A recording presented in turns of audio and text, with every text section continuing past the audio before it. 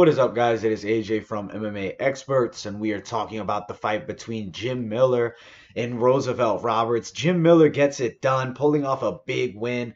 This was huge for Jim Miller's career.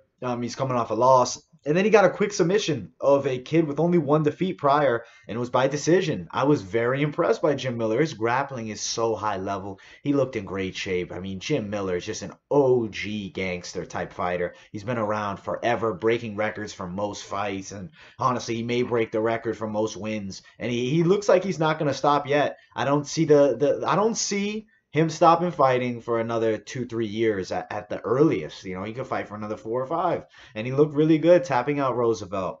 Now, for Roosevelt, tough defeat. This was his first finish defeat, and it was pretty one-sided while it lasted. I believe he was a bit too maybe arrogant going into it. Not even the word arrogance, not good. Maybe just underestimated Jim a bit. I know that he was tweeting before the fight, I heard, by Bisbing on the commentary table. So that's not always the best thing. But at the end of the day, he lost the fight, and he will be back. Now, for Jim Miller, we'll check the lightweight division and see where he's ranked at and see who should be next for him. Let's find his spot.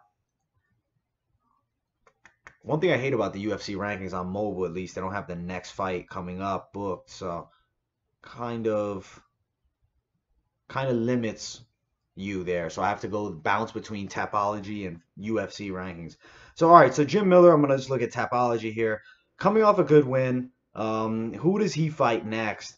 I think honestly, there's some fights. You can put him up in there against the winner of Leandro Santos and Roman Bogatov. He lost to Scott Holtzman recently, so that's probably not a fight that they're gonna run back. I'm not liking, there's not super great matchups there for him.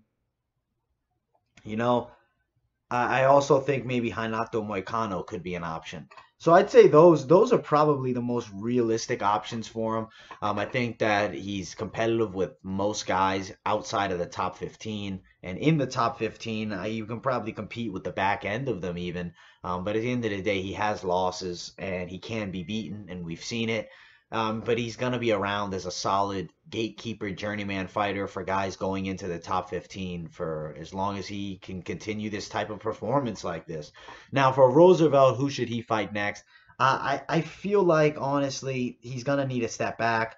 I think you can do probably the loser of Mark Jacase and Rafael Fizas. I feel like that could be the next matchup for him. Or also Nazarat Hakarast. I never really can say his name that well, but that could be a matchup too. He's coming off a loss as well, and it was a quick loss to Drew Dober, similar to his quick loss to Jim Miller. That could be something booked.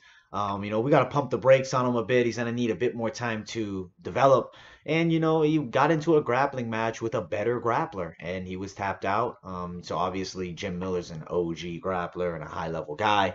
But not over for Roosevelt. Just going to take him some time. He's going to have to develop himself and see where he is in the next couple of years. He may be a top contender. You know, this is one loss along the way, and it's a long career ahead. Obviously, Jim Miller has been around forever. It took plenty of losses and looked awesome getting a victory tonight. All right, guys, thank you so much for watching. Like, subscribe, turn on those post notifications, and I'll see you guys in the next video.